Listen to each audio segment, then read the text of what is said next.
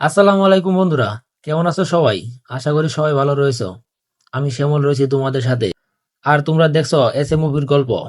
আজকে তোমাদের জন্য এমন একটা মুভির গল্প নিয়ে হাজির হয়েছি, যেটা কিনা 1988 সালে ঘটে যাওয়া একটা বাস্তব ঘটনার উপর নির্মিত। যেখানে দেখা যায় একজন শিক্ষক যে কিনা একা ইন্ডিয়ার সব গরিব ছাত্রদের ফ্রিতে পড়িয়েছে, আর তাদের সবাইকে পৃথিবীর সবচেয়ে বড় ইউনিভার্সিটিতে পড়ার চান্স করে দিয়েছে। তার এই কাজটা করতে গিয়ে তাকে কি কি সমস্যার সম্মুখীন হতে হয় তাই দেখানো হয়েছে এই মুভিতে। তাহলে চলো আর কথা না বাড়িয়ে শুরু করা যাক আজকের মুভি এক্সপ্লেনেশন। মুভি শুরুতে লন্ডনের একটা কনফারেন্স দেখানো হয়, যেখানে ফুগ্গা কুমার নামে একজন এয়ার ইঞ্জিনিয়ার তার বক্তব্য পেশ করছে। সে তার বক্তব্যে তার জীবনে এই সাফল্যের কথা বলে। সে বলে, আমার এই সফলতার পিছনে একজন মহান মানুষের আত্মত্যাগ রয়েছে, যে কিনা তার সারা জীবন শেষ করেছে আমাদের সফলতার জন্য। মুভি ফ্ল্যাশব্যাক দেখানো হয়। মুভি ফ্ল্যাশব্যাকে 1988 সালের একটা দৃশ্য দেখানো হয়, যেখানে দেখা যায় ঋত্বিক রোশনকে। ঋত্বিক রোশন এখানে আনন্দ কুমারের রোল প্লে করছে। আনন্দ কুমার একটা বিশেষ পরীক্ষায় ওই প্রদেশের মধ্যে সবচেয়ে বেশি নাম্বার পায়, আর তাই ওই প্রদেশের শিক্ষামন্ত্রীর কাছ থেকে মেডেল নেয়। এখানে শিক্ষামন্ত্রী ছাত্রছাত্রীদের উদ্দেশ্যে ভাষণ দেয়। মন্ত্রী এখানে আনন্দের খুব প্রশংসা করে। মন্ত্রী বলে, তোমার যদি কোনো প্রকার সাহায্য লাগে আমার কাছে যাবে, আমি তোমাকে সব ধরনের সাহায্য করব। এরপর আনন্দ দৌড়ে তার গার্লফ্রেন্ডের কাছে যায় মেডেন দেখাতে। আনন্দের গার্লফ্রেন্ড সুপ্রিয়া, যে কিনা একজন প্রফেশনাল ডান্সার। সুপ্রিয়া আনন্দকে ভবিষ্যৎ পরিকল্পনার কথা জিজ্ঞাসা করলে আনন্দ জানায়, আমি কেমব্রিজ বা অক্সফোর্ড বিশ্ববিদ্যালয় হতে গণিত বিষয়ে পিএইচডি করব। সুপ্রিয়ার সাথে কিছু সময় কাটানোর পর আনন্দ একটা লাইব্রেরিতে যায়, যেখানে টাকা ছাড়া ঢোকা নিষেধ। আনন্দ টাকা না দিয়ে ঢোকার কারণে সেখানে ম্যানেজারের হাতে ধরা খেয়ে যায়, আর সেই ম্যানেজার তাকে বের করে দেয়। তখন সেখানে থাকা একজন স্টাফ আনন্দকে জানায়, তুমি যদি নিজের একটা আর্টিকেল প্রকাশ করতে পারো তাহলে সারা জীবন ফ্রিতে পড়ার সুযোগ পেয়ে যাবে। একথা শুনে আনন্দ সিদ্ধান্ত নেয় যে যে করে হোক সে নিজের একটা আর্টিকেল প্রকাশ করবে। এরপর আনন্দ অনেক কষ্ট করে গণিতের একটা ফর্মুলার সমাধান করে ফেলে, যেটা কিনা এর আগে কেউ করতে পারে নাই।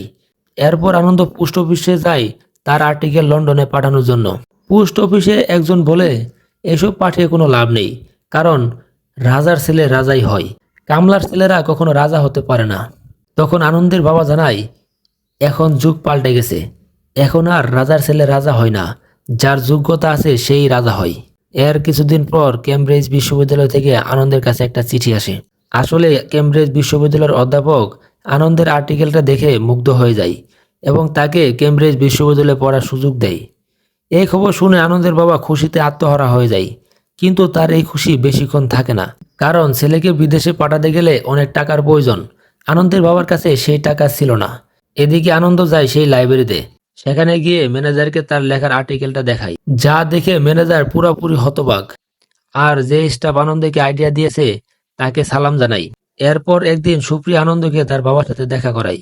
সুপ্রিয়ার বাবা বলে, কেমব্রিজ বিশ্ববিদ্যালয়ে তো চান্স পেয়েছো, কিন্তু সেখানে গিয়ে পড়ার টাকা পাবে কই? আনন্দ জানায় বাবা কিছু টাকা জোগাড় করেছে, বাকি টাকা মন্ত্রীর কাছ থেকে নেবে।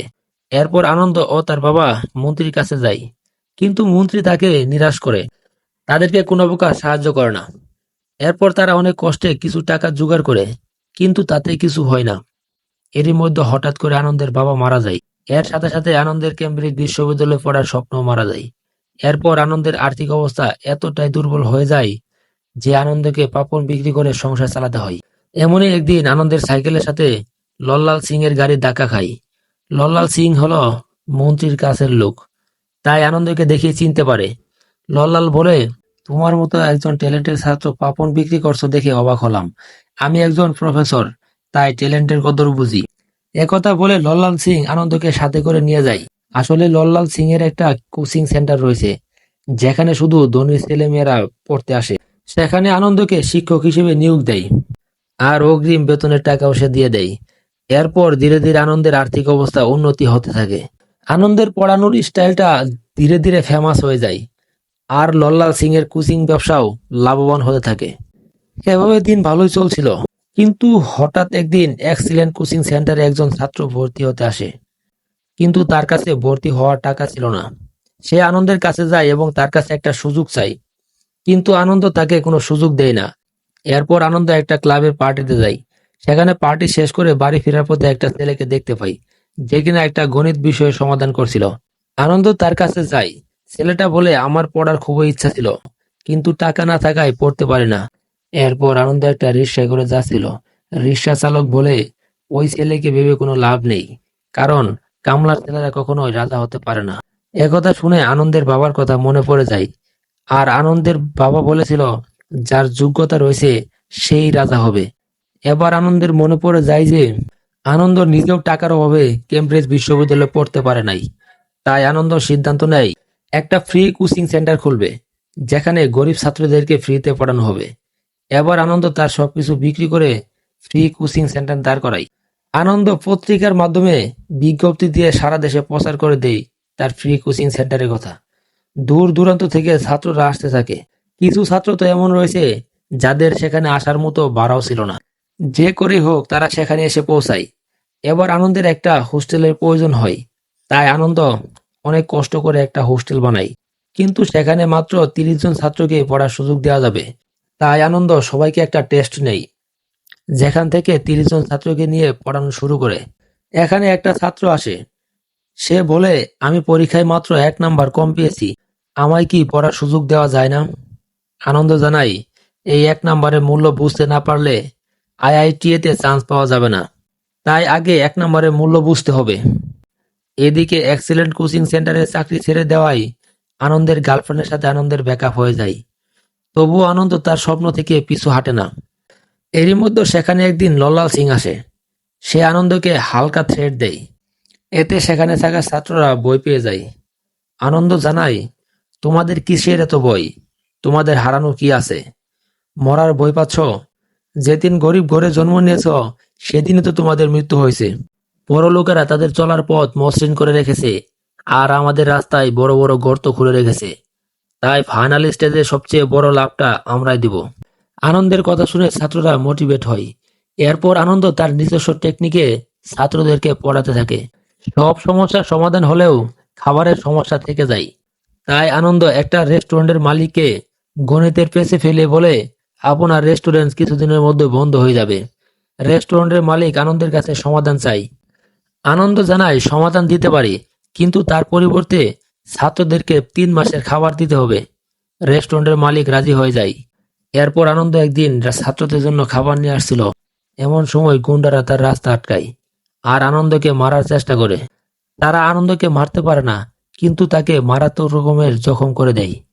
এরপর আনন্দকে হাসপাতালে নেওয়া হলে সেখানে থাকা চিকিৎসক তার চিকিৎসা করতে চায় না। তখন সেখানে থাকা একটা স্টাফ বলে, আনন্দ স্যার আমাদের গরিব বাচ্চাদের পড়াই, তাই আমি বেঁচে থাকতে আনন্দ স্যারের কোনো ক্ষতি হতে দেব না। এরই মধ্যে জানতে পারে গুন্ডারা হাসপাতালে আসছে আনন্দ স্যার ও তার ছাত্রদেরকে মারার জন্য। একথা শুনে আনন্দ জানায়, পড়াশোনা অনেক হয়েছে, এবার তার ব্যবহারের সময়। এবার ছাত্ররা চিন্তা করতে থাকে, গুন্ডাদের সাথে শক্তিতে পারা যাবে না, যা করার বুদ্ধি খাটিয়ে করতে হবে। গুন্ডারা অস্ত্রের চেয়ে কনফিডেন্স বেশি নিয়ে আসবে, তাই যে করেই হোক তাদের কনফিডেন্স ভেঙে দিতে হবে। তাই প্রথমে তারা সম্পূর্ণ হাসপাতাল খালি করে ফেলে। যখন গুন্ডারা আসে তখন টায়ারে আগুন লাগিয়ে তাদের দিকে পাঠিয়ে দেয়। গুন্ডারা তাতে গুলি করতে থাকে, এতে তাদের সব গুলি শেষ হয়ে যায়। এরপর কৌশলে তাদেরকে একটা ঘরে আটকে দেয়। তখন গুন্ডারা বলে, আমাদের আরো লোক আসবে। এর কিছুক্ষণ পর গুন্ডাদের আরো কয়টা গাড়ি দেখা যায়। এবার ছাত্ররা হাসপাতালে ছাদের উপরে উঠে যায় এবং সেই গুন্ডাদের গাড়ির সামনে আগুন ছুড়ে মারে, যার ফলে তারা আর সামনে আসতে পারে না। এভাবেই আনন্দের ছাত্ররা তাদের শিক্ষাকে কাজে লাগিয়ে আনন্দ স্যার ও তাদের সবার জীবন বাঁচায়। এরপর 30 জন ছাত্রর আইআইটিএ এক্সাম দেয়। এরপর চলে আসে সেই কাঙ্ক্ষিত সময়, রেজাল্টের দিন। আনন্দ সবাইকে বলে, চোখ বন্ধ করে তোমাদের প্রিয়জনের কথা মনে করো। এরপর বেশি আনন্দকে জানাই, পুরা 30 জন ছাত্রের 30 জনই পাশ করেছে। একথা শুনে আনন্দে কাঁদতে থাকে। আনন্দের সারা জীবনের পরিশ্রম সফল হয়েছে। তাই এই সফলতা উপভোগ করতে আনন্দ বৃষ্টির ভিতর ভিজতে থাকে। আর তার সাথে তার সুপার স্টুডেন্টরাও ভিজতে থাকে।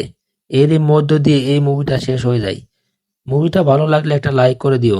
ধন্যবাদ সবাইকে, দেখা হবে পরের ভিডিওতে।